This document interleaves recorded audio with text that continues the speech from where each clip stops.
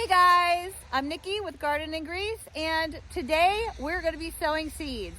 Yes, it is snowing. I hope you can see the snowflakes falling. It's our first snow of the year, and we are in Pennsylvania, Zone 7A, and we're going to be sowing seeds outside and inside. All right guys, before we get too far into it, I just want to remind you, I'm not a professional horticulturist or anything along those lines. I love gardening, we love chickens, and we just love the outdoors. So I hope I can give you some help and you guys can help me. Everything in the comments, you guys have left so many great ideas and you've really helped me out. So I'd like to see that continue. What I'm doing outside today is poppies. They need a cold stratification time, and you could technically cold stratify them in the house and then plant them inside and bring them out, but they have very sensitive roots, so they don't do very well with transplanting. I have tried some of the mesh biodegradable bags, and one, they don't really biodegrade all that well, and the poppies didn't get to, I don't feel like they got as big as they could have gotten. So we're just gonna sow them outside this year. Last year, my outdoor sown poppies ended up getting covered with leaves. So I put up this cheap little dollar store fencing thing to try to keep leaves from blowing in over this bed and to try to keep the chickens out.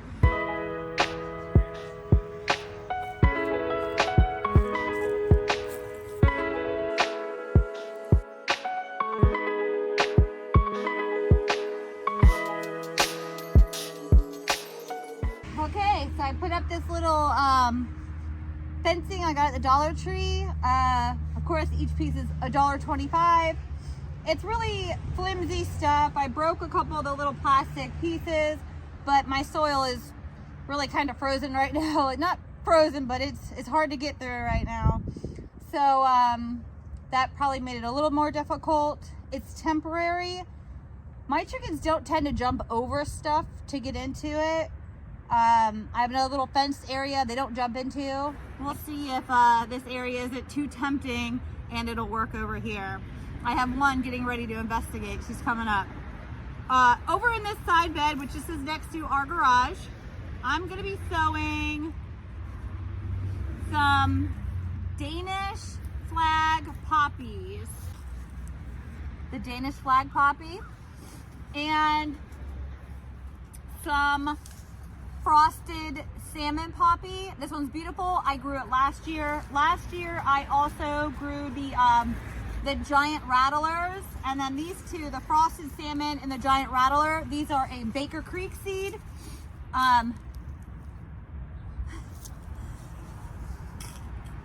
That's Jeffy. So both of these are really beautiful, but my favorite was definitely the frosted salmon, and the flowers stayed on the plant a lot longer. They kind of withstand it. The giant rattler is really kind of papery, and the petals don't last very long. We have some pretty wet springs here, so we didn't get to enjoy them as long. Out front of the house, we're going to be growing the Icelandic poppy, this corally oranges and pinkies. This is going to be the colors of our cottage garden out front. So that look beautiful out there. This is all we're going to do. I'm going to take some of these seeds after I put a little extra soil in here and kind of worked it up so it's a little loose right now. Actually, some really good composted soil that I kind of had in a queue area where I just toss extra stuff and until I have time to compost it. But the worms really worked at it and it looks great. So I'm going to throw that soil in there right now to kind of even some spots out and make it a little nicer.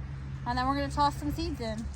And you do not want to you don't want your leaves blowing over top of these seeds. I had an area that I put seeds down last year and the leaves blew over top of them. They need light to germinate, and the leaves were enough that they didn't get the light they needed to germinate, so I never had any poppies in that bed. I don't know if you can get that. That's a pile of them right here. Little itty bitty seeds. So there are like two spots in this area that I want to kind of sprinkle some seeds, and then there's one more over by my other rose bush that I want to put a couple seeds over there. Yes, and not to forget my garden label. Well, I kind of did a little patch over here, not one specific row or anything. I'm still gonna put this in the ground. Gonna stick it like there to give me an idea of the vicinity of those. We're gonna do the same idea right here next to my Don Juan climbing rose, which is gonna be bright red, beautiful flowers later in the season. But I want red to start popping up right here early in the season. So we're gonna do a little area. I don't have enough fencing to go around this little corner here, but I did pick up, again, at the Dollar Tree, $1.25, these mesh wire waste baskets. And this is gonna help keep out the chickens and on some of our other flowers and plants I'm gonna be growing, and some other areas where the rabbits like to graze. I'm going to be putting these over top of some of my little tender plants early in the spring too. So for $1.25, I can't beat that. I'm going to kind of mark my area where this is going to be, and I really want to go like right here. I know I get a lot of hostas that go here and a lot of hostas that grow back here, and this little area, there may be, I mean, the hostas spread, so there may be already hostas wanting to come up here. I don't know.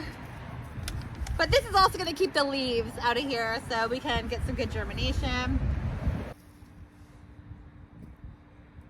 Just sprinkle these tiny little baby seeds in that little area. Maybe a tiny bit more to ensure that we just have a beautiful little patch right here. I'm going to put these down, and I'm going to put garden stakes to hold that in place. So I'm going to go grab those right now. And here's a close-up of that. The Danish flag poppy. This is a Baker Creek. Do any of you guys know, do the bunny rabbits eat the poppy plants, or is that one of the things they stay away from? I didn't notice it last year. Have you guys ever had problems with that? Okay, well, it looks like I'm almost out of garden staples. But anyway, I'm just gonna put 2 in for now until I find my other box. Okay, you can see I just took 1/2 of the U, grabbed inside of the waste basket with one side of it. See, she's already like, wait a second. I know there's something in there now and I want it. I did one in there and one over here. And whenever in the spring they start coming up, I'm just gonna remove that. And this is really the only bed in the garden that the squirrels didn't dig up my garlic and eat it. And actually, the garlic got a lot taller than I expected. I'm gonna move some of this mulch, leaves aside and put some more garlic in here because they dug up most of my garlic in the raised bed. All right, I know there's a lot of papery shelves in here, but you see I got one there. I got a couple through here and back there. So, and I'm a couple inches deep, and I'm just gonna put that soil back on top. Walnuts, them darn freaking squirrels putting walnuts everywhere, I'm telling you. I'm gonna start a walnut farm. Start growing walnut trees.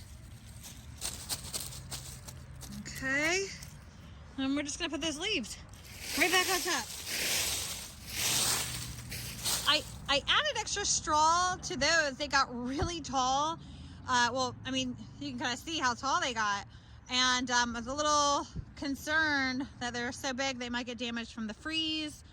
So I put some more straw on top of the leaf mulch.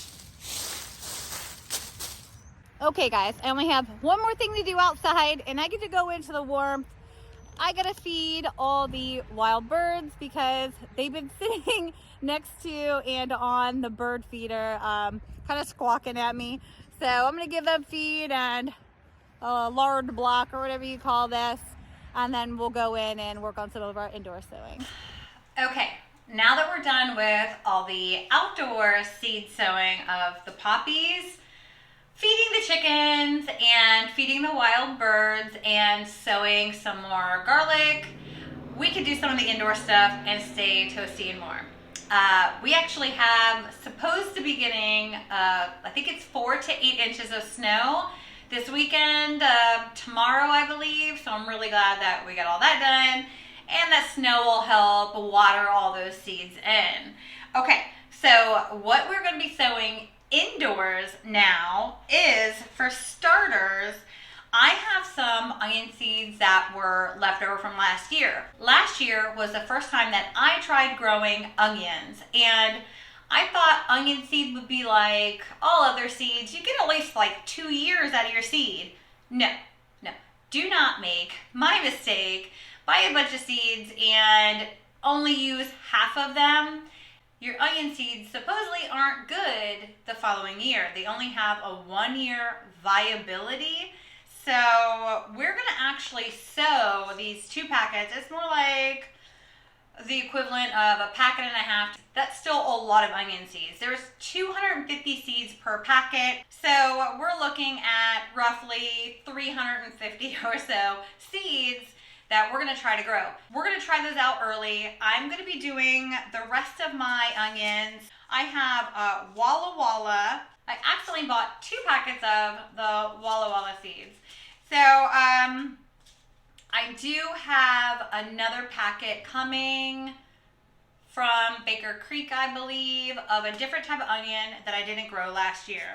So last year I grew the yellow sweet Spanish, and they were really good. The ones that did bulb up and I was able to harvest. My problem with onion sowing last year was that I had my indoor lights on for way too long. Like, I mean, anywhere from 12 to 18 hours out of the day. And I didn't really think about how that would affect them once they transitioned outside. So this year, I'm gonna try a couple different varieties, and I'm going to be more strict on my timing. I'm gonna match the amount of sunlight hours we actually have outside with how many hours of light I'm giving them in the grow area. And then so increase. So I'm gonna start out where the lights are gonna kick on at roughly 8 a.m. and then they're gonna kick off at 4 p.m. And then as the sun stays up longer, I'm going to adjust that and give it more time. So I'm gonna actually have my onions on a different timer than a lot of my other plants this year.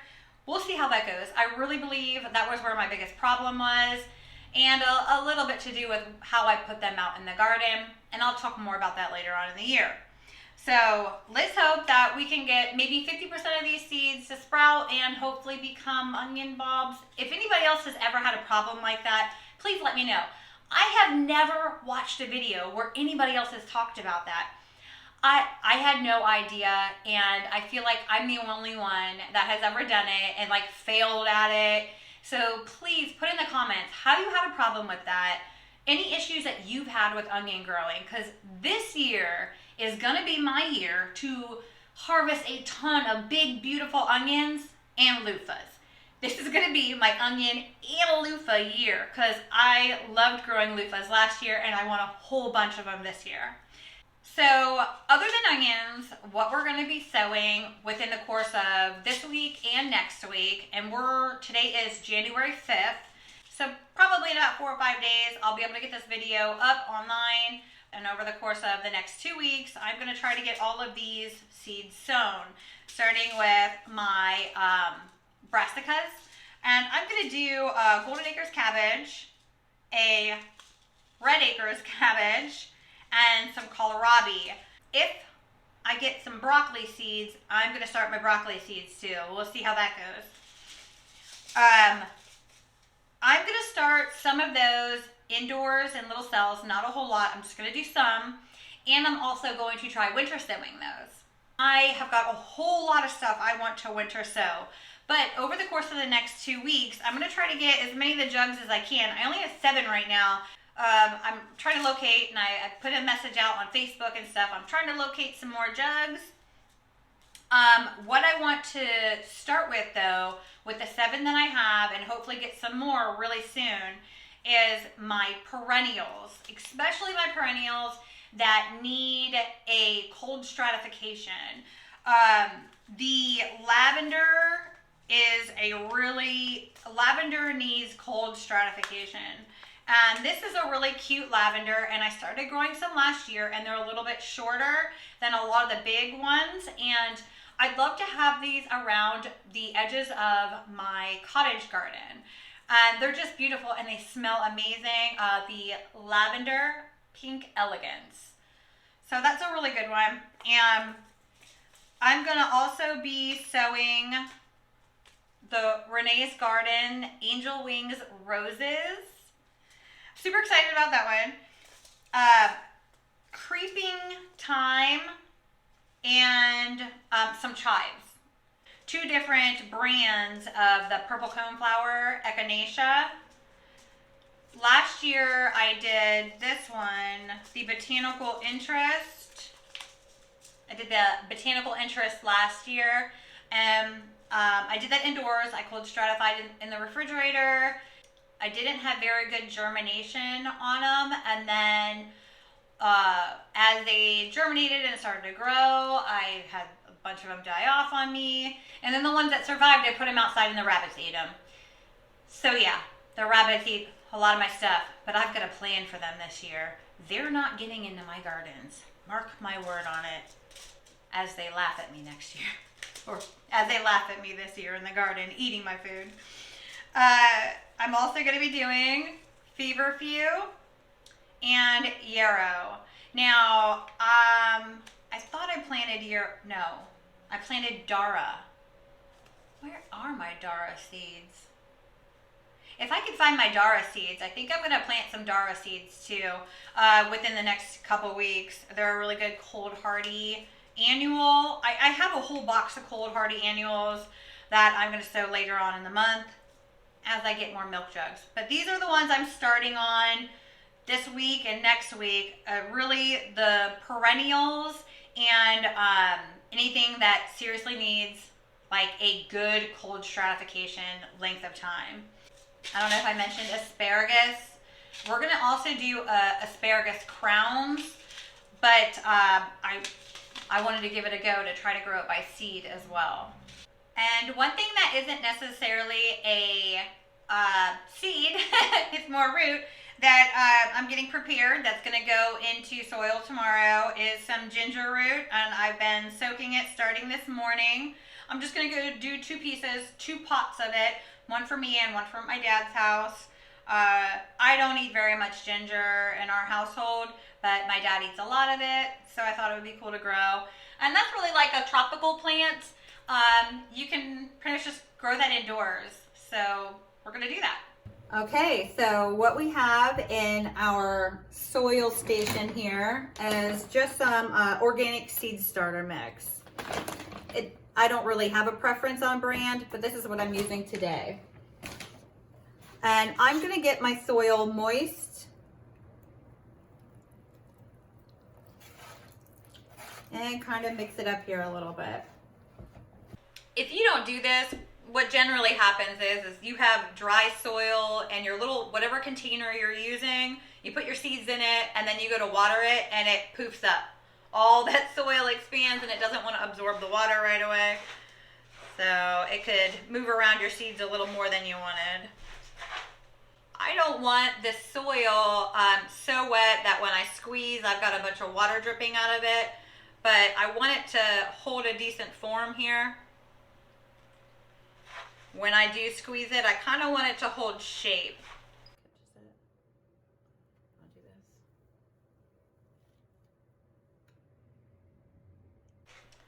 And I'm just going to fill up my little trays here. And I'm going to fill them up about 3/4 of the way.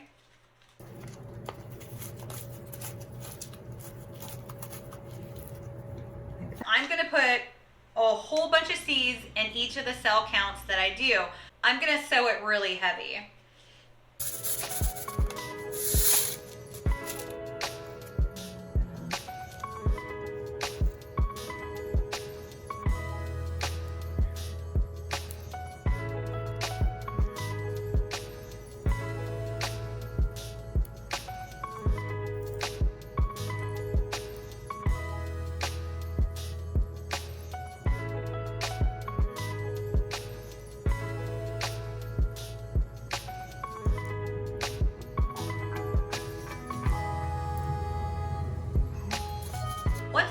seeds into the little seed tray that I want. I'm going to cover it up with about 1/4 inch of soil, or you can use vermiculite.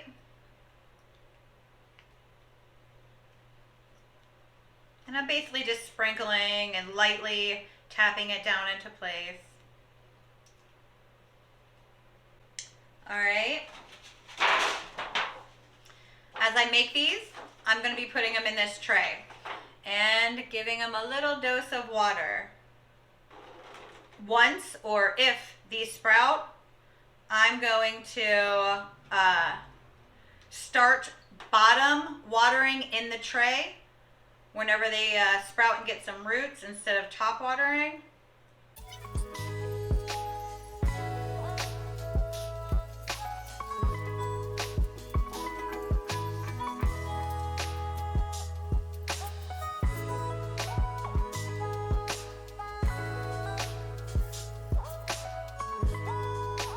Okay, and here's the part that I'm really bad about. That's labeling. I need to label both of these. So I ended up using these dollar store trays. It's an easy way to kind of keep them separated. I could label with some tape right on the outside of this tray which ones are in here, but I want to try out my new garden marker anyway. I'm just going to put one tag in for each flat because this one has the My Gardener's ruby red onions, and then the other one has the Baker Creek yellow Spanish sweet onions. So let's do that now. And something else really important to do is put the date that you sow it. Because you think you're going to remember, you're not. Just like you think you're going to remember what seeds you put in what, you're not. At least I don't. So I'm going to stick that down inside of just one of these here. And what I like about these cheap little cooking pans from the Dollar Tree is you can get them with a lid. Now I wasn't able to find the big cooking pan with the matching lid, which made me feel a little sad. But we now have a little humidity dome. I'm actually going to put these on a heating mat. Now last year I didn't use a heating mat, but this year we have a grow room area that we are remodeling. So the room these are going in is unheated. So I'm going to put my heating mat on really low just to give them a little something, and we'll see if they sprout. We should know within the week, anywhere from 4 to 14 days. Both of these are a little bit different on how long it takes to sprout. Fingers crossed, because I really like the Spanish yellow ones, and I was really hoping to try out these ruby reds. I did order some new seeds for the year, some different ones. I'd really like to try to find an onion that will grow really good in my area, that'll get a really big bulb. I prefer a sweet onion though. So if you have any suggestions on a sweet onion that would work really good, Pennsylvania, Zone 7A, let me know in the comments. Now, I'm not going to give you a tutorial on how to grow onions. Last year wasn't the best year for me. I could give you a tutorial on how not to grow onions, and that would probably be more suited. I had one extra 6-pack left over from the whole flat, and celery takes a really long time to grow. I've never grown it. We don't eat a whole lot of it, but I kind of wanted the challenge of trying to see if I could do it. So I'm going to use this little 6-pack to start some celery seeds. And since I'm going to have this on a heat mat with a dome, I'm just going to pop it in here and mark my handy dandy plant markers and my garden marker what is actually in this 6-pack separate from the other onions. So I'm going to sow these tall celeries, and look how tiny those little itty bitty seeds are. All right, I'm not going to grow very many of these. I'm just going to toss some in here really quick. Tiny little guys.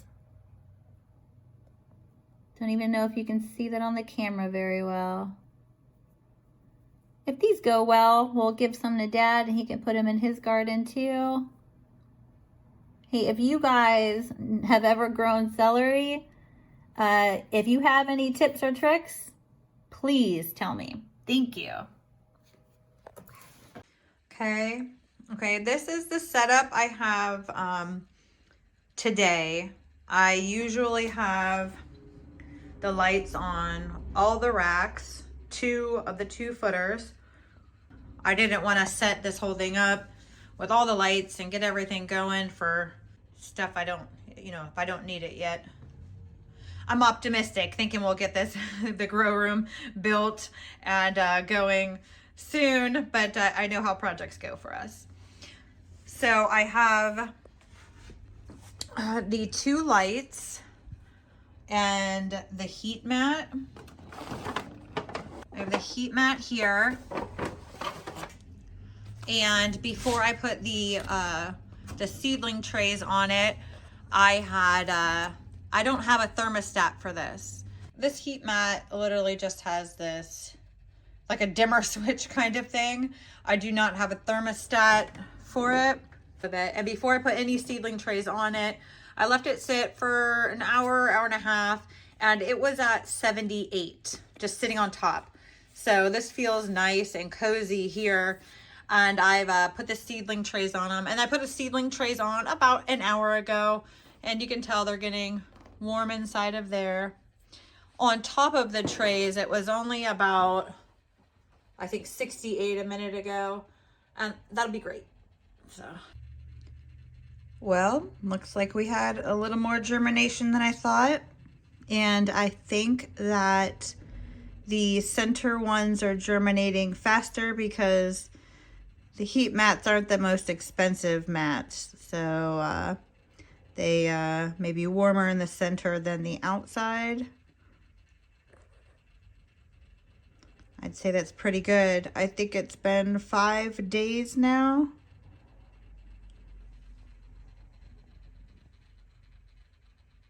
Oh boy, we're gonna have a lot of onions this year. I don't see any germination on the celery yet. I ended up putting 1 tray per heat mat. So I have 2 heat mats. That way I could get a little bit more even germination. I did that a day ago, and the outer ones started to germinate when I did that. So you can see this outer tray here has some more germination now. And this is the ruby red tray.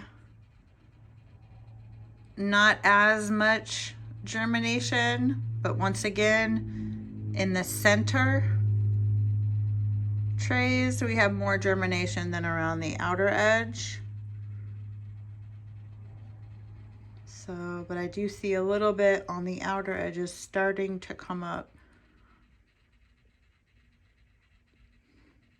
All right, guys, thank you for watching Garden and Grease. Don't forget to subscribe, like, and share. Have a good day.